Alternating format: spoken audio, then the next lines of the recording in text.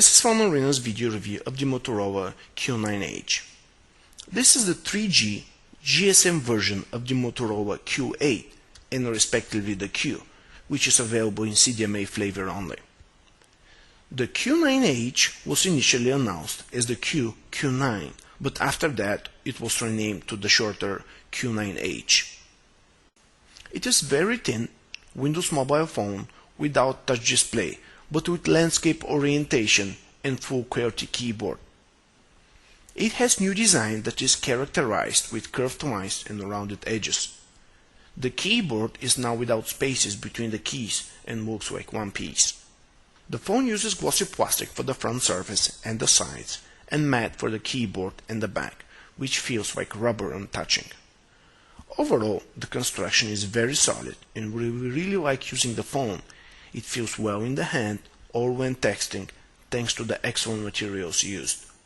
Also, fits well in pocket because of the slim profile of only ½ inch or 12 mm. The full QWERTY keyboard is in 4 rows and reminds of other similar phones like the Blackjack and the Blackberries, but is the best one we've used so far.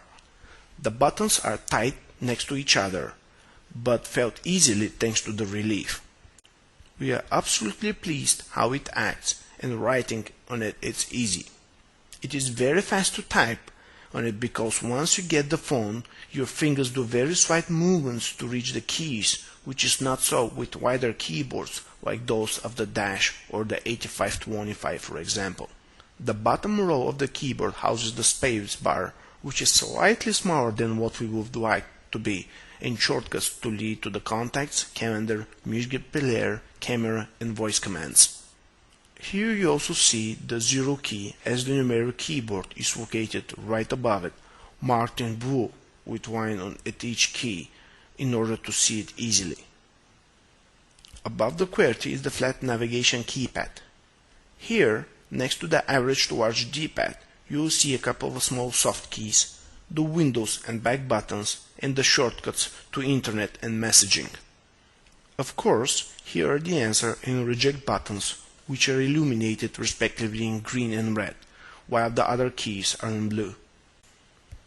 The only other keys are located on the right side.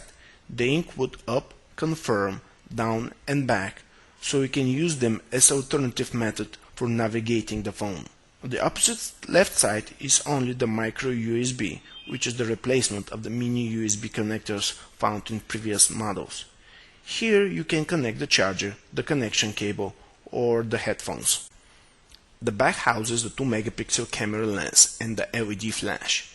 They are into one module at the top, designed not to attract attention as Q9h is not positioned as a camera phone. The display is 2.4 inches large, with the standard QVGA resolution and only 65,000 colors, but they are realistically reproduced and very saturated. Thanks to the sensor, the display is always as bright as you want it to be and remains visible in strong outdoor light. As a Windows Mobile 6 standard phone, the 9QH doesn't feature touch display, but has easy-to-use operating system with decent set of features. The active standby shows a few shortcuts and information, and it's very easy from here to find a contact.